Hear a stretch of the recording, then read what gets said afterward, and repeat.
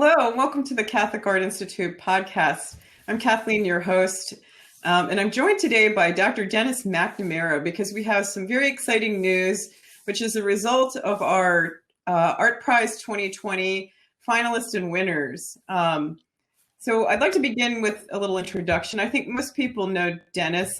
He was on our podcast, but for those that don't, Denis is the director of the Center of Beauty and Culture at Benedictine College.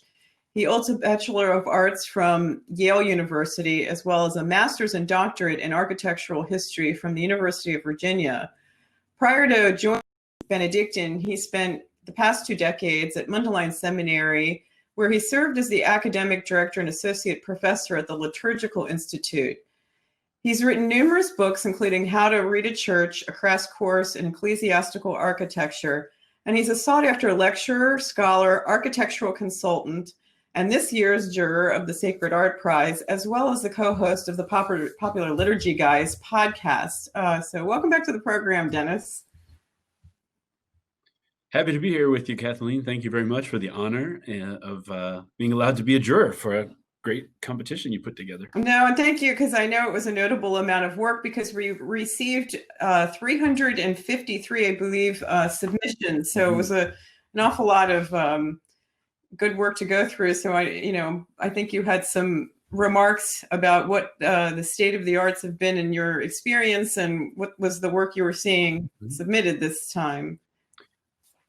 Yeah, since 25 years ago when I was a graduate student in the mid-90s, and everybody was lamenting the state of Catholic art, at least as traditional representational Catholic art. It's an immense improvement. I was so impressed with so many artists, and I try to stay up on the field of people I'd never heard of, work that was so good, and just seeing the general move toward this kind of sacramental understanding of Catholic art. And so it was really inspiring, great sign of hope, I think, when people see the gallery of the top, what do we call them, the Court of Honor, the honorees.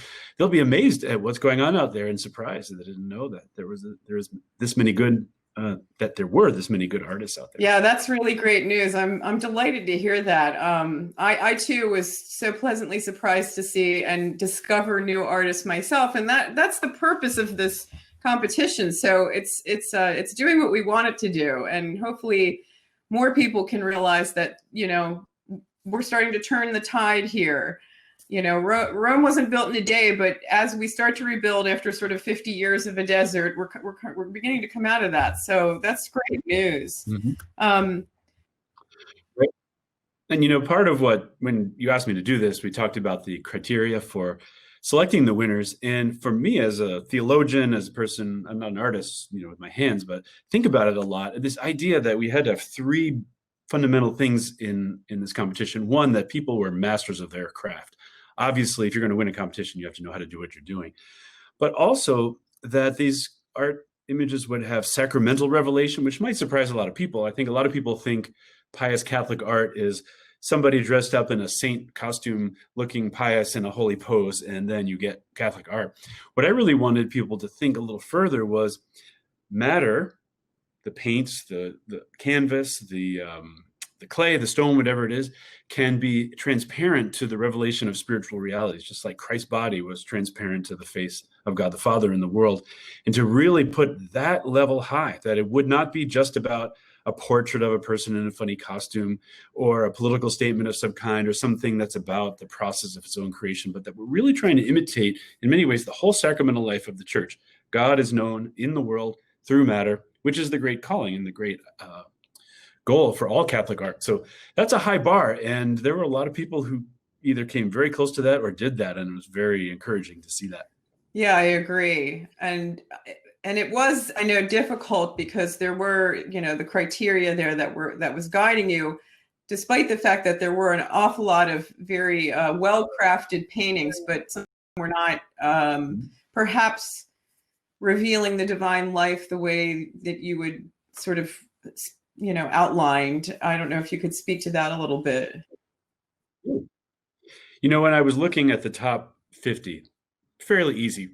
Top 20 gets harder than the top 10. And you're like, okay, how do I decide who's in the top 10? Sometimes if there were sort of cheesy, earthly grins or cute babies, you say, these aren't really portraits of the soul of a saint who's in heaven being, transparent to the world. They're just pictures of cute babies. Now, everybody loves cute babies, nothing wrong with that. But we're asking for something higher. Sometimes it came down to something like the quality of the lettering. I mean, there are a number of icons that had these beautiful lettering. Sometimes the lettering was masterful, sometimes it wasn't. Sometimes the gesture of the hand was clunky or disproportionate compared to the rest. And these are the kind of hair-splitting decisions that had to be made toward the end. So, I'm all up here when it comes to theology of Catholic art, but I also am a person with a heart. I don't want to disappoint people, but you have to make these hard decisions. So for all those who didn't make it, sorry, but we had this criteria. And I think what we'll see is these images that are quite amazing. And you see the Holy Spirit helping the hand of these painters to make sacramental revelation in the world. And that's what we're all about. Yeah, here. Exactly. That's the call of the artist, is to try to get out of the way and to interpret, unseen, making something that's an invisible reality visible and moving and awe-inspiring, and to draw someone to prayer. So there's a particular sort of fine line there that you can try to find yourself in, that middle ground of not too overly sentimental and sweet, like the Victorian Coca-Cola ad you were talking about in one of your talks, where we're, this is the kind of thing where we're trying to get artists to consider this and understand that, skill is just the bare minimum that you need, but then there's just getting it right, which is, it's a process, and looking along. Yeah, it is. I intentionally threw words in the general principles about show eschatological perfection. Now, that's not the kind of thing you learn in art school. So I figured if people have to look up the word eschatology, what does it mean? This is the perfection of the end times, when all traces of the fall are gone. First you have to know that, and to know what that means, and then you have to be able to render it properly in art. And that's part of the spurring on of the progress of art is to introduce that kind of theological complexity, ask artists to consider it, and then be able to do it in their chosen medium. So I know it's hard. Yeah, I thought it was just helpful, and for anyone watching this, to go back to, and I keep referencing the talk you gave to the Catholic Art Guild, the organization that we had in 2017 or 18. And it was really helpful because you showed examples, and you did so well to explain, things that were maybe crafted well, but not quite getting it right. And why an example that you were showing, you were explaining, this is why this is meeting the mark. And I think oftentimes people know this somewhere inside of themselves. There's just something about something that's maybe too photorealistic, that they're, or it's just overly sentimental and it's missing the mark somehow. But people can't sometimes put their finger on that. And we're trying to help people understand that their reaction is okay, and artists to help correct that, with their future work. So. Right. And I think that where theologians and artists work together, one inspires the intellectual side, and one, develops the craft together. And then you have, sort of not the both lungs, in the sense of intellect and the art coming together. I just read this article about science and art, and in medieval theory, science was not the doing. Science was the thinking, right? What's the theory behind things? The art was the actual craft, and it takes a long lifetime of skill to be able to represent these things well, but you have to have that underlying theory. And that's, I think, one of the great contributions of this competition. Yeah, well, we hope that this is just the beginning of many more to come, because I think this is a real opportunity to help restore maybe what has been lost, and plus it's just giving an opportunity to artists that just isn't generally there elsewhere. You won't. Mm-hmm. Not many galleries are going to be interested in showing sacred art, unfortunately. So this is one way that we're going to, work on this online, but then hopefully at next year's conference in person. So should we announce the prize winners? Yeah. Well, let me say one last thing. This deep theology of art, showing the heavenly reality of the face of a saint, is very much aligned with Eastern iconography in many ways that's where it comes from. This is the theology of the image that's been developed in the East. So I had this decision to make. If this is a Catholic art competition, do we include Eastern Christianity, Western Christianity, Orthodox, Roman Catholic? So the finalists in the top 10 were about half from the iconic tradition and then from what we might call the Western tradition. And we'll see that in the top 3. But it's difficult because we want the West to learn from the East, but we don't want to give up our own tradition. And so that was one of the influential decisions, for me anyway, in picking the first, second, and third place. And that's, I think, something we'll see right away. Yes. And well, I guess without further ado, we can discuss your thoughts on the various prize winners, but let's just go ahead and make the announcements. So in third place, we have Saint Marianne of Molokai, done by Nielsen Carlin. So maybe you could discuss your thoughts on why you selected this for third prize. Well, one of the great challenges in art is to emphasize what they call the Platonic side, which is the ideal, the perfection, the heavenly, or the Aristotelian side, which is the earthly, the human, the tangible. And Catholic art has to do both.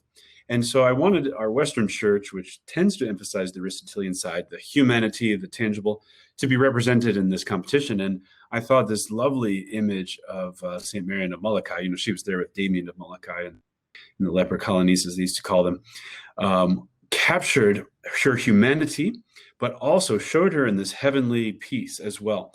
The colors in it are amazing. It really captures the light of, the Hawaiian Islands, the Pacific, the azure blues of the water and the sky.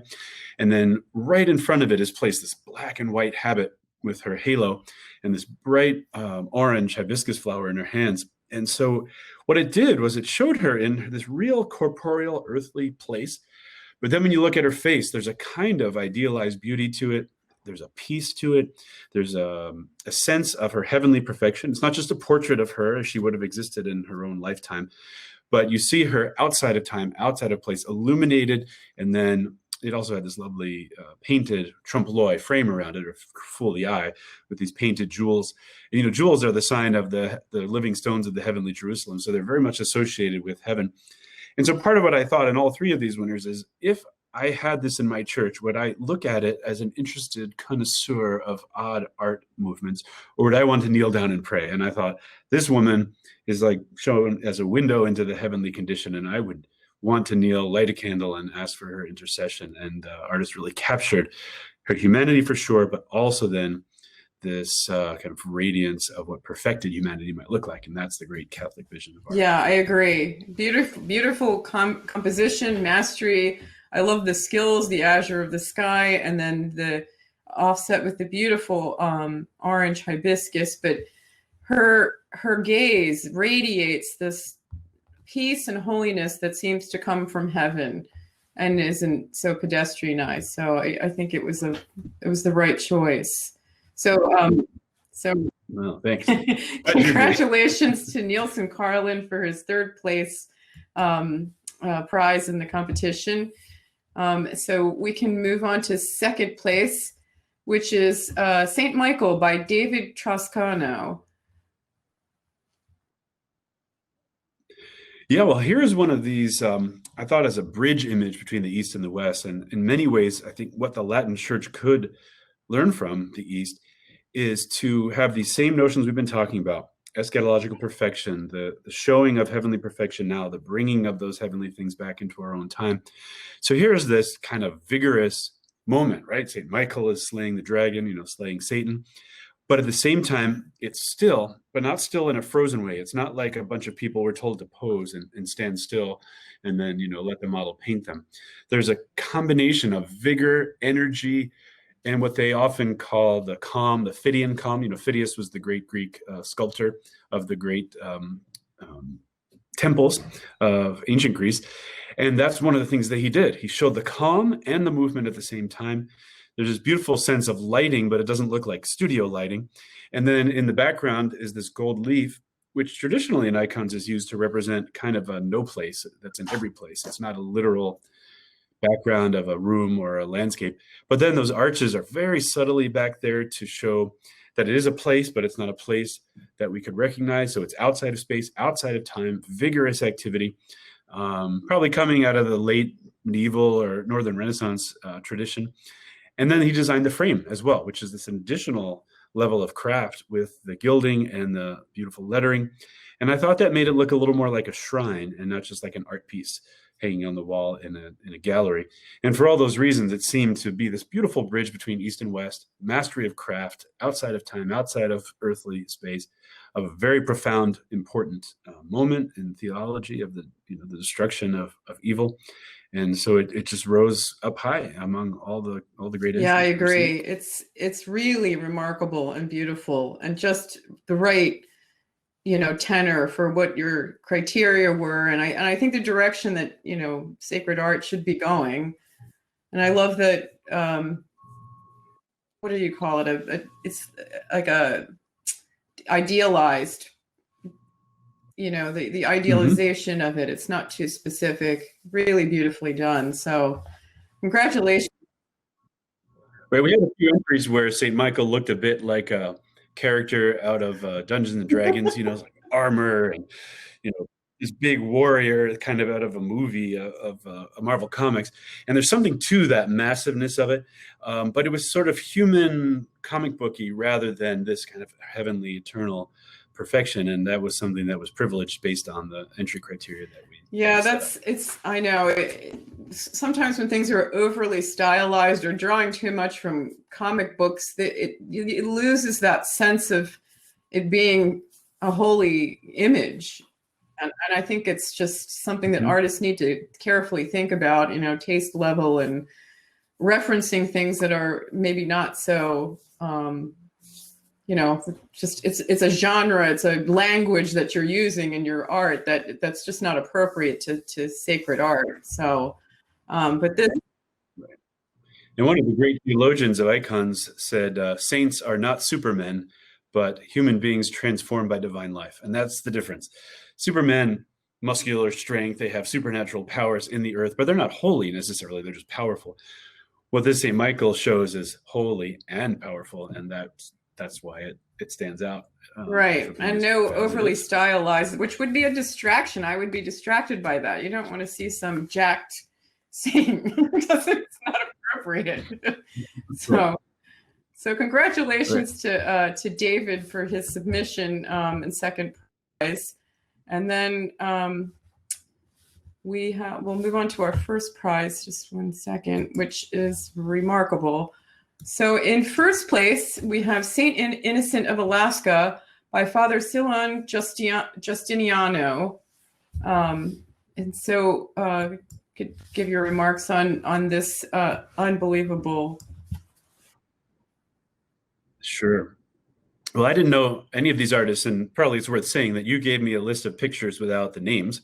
So I didn't know who was behind any of these. I didn't know their histories. I didn't look up anybody on their websites or anything. All I had was this object in front of me. And as I was going through it, there were actually 2 icons by Father Silon that were just amazing. And I could only pick one, but this one, St. Innocent of Alaska, is actually a Russian Orthodox saint, interestingly. He was a missionary who went to Alaska and then became the first Orthodox resident bishop in Alaska. And he then went back to Russia and was elected to high positions. But here he is shown, with the Alaskan scenery in the background, amazing levels of complexity. So here you have the primacy of this figure, and all that we've been talking about, the pathos, the kind of the sadness, the suffering he does for his people is evident in the eyes, but then everything's brought to peace. You see his hands, the gestures, even the eagle, this is a marker of Alaska, is the bald eagle, but even the eagle is shown glorified. And if you look closely at his garments there, you'll see there's 4 sort of mini icons in the garments themselves. Every line is just graceful and perfect. There's nothing amateurish about it. It's all showing someone who has a real mastery of the craft. And in the background over Christ's right shoulder, you can see his evangelical preaching to the peoples of Alaska. And then the other side, he's working because he actually translated the Bible into several different Alaskan languages. He learned them well enough that he could translate them and built the first cathedral there, which you can see in the background as well. So when you have such a complex image, a figure, then secondary images, the complexity of the garments, the backgrounds, it's hard to keep them hierarchically arranged and clear and then let the details be still exquisitely rendered. I mean, you come close to those vestments and you see that each one of those miniature icons has the name, even the lettering above Christ's head, so beautiful. And I love the way that the scroll, and not Christ's head, the St. Innocent's head, that the scroll in his hand steps out of the frame, so to speak, of the icon in the bottom. That gives it a little bit of life, that it's coming forward toward you. The halo does the same thing. And it's interesting that I'm confusing him with Christ. I've said it a few times. It's actually St. Innocent. But from a distance, you might see it as Christ, right? He has a Christ-like face. So here is a participation in the standard iconography of Christ. And just a master of his craft, very obviously. And it stood out as the winner. I wish we could show his one of St. Mamas with the lion as well, because that was so amazing as well. Maybe we'll see that in the That's right. Yes, I will be posting the gallery of the winners, all of the honorable mentions, and then the finalists. But yeah, I agree.